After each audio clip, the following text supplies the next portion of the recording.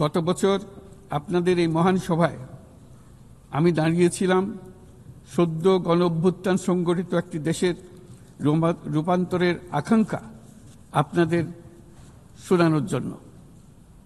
আজ এই রূপান্তরের অগ্রযাত্রায় আমরা কতটুকু অগ্রসর হতে পেরেছি তা আমি বলব। পৃথিবীর প্রতি 10 জনের মধ্যে 3 জনের নিবাস বাংলাদেশ, কিন্তু সেই কারণে অথবা ভূ রাজনৈতিকভাবে বিশ্বের একটি গুরুত্বপূর্ণ অবস্থানে বাংলাদেশ রয়েছে বলে আমাদের ইতিহাস জানার দরকার তা কিন্তু নয়, বরং এই কারণে বাংলাদেশের এই বর্ণনাটি গুরুত্বপূর্ণ যে তা সাধারণ মানুষের অসাধারণ ক্ষমতার উপর আস্থা তৈরি করবে। এই কারণে বর্ণনাটি গুরুত্বপূর্ণ, তা বিশ্বের সকল দেশের মধ্যে আশার সঞ্চার করবে।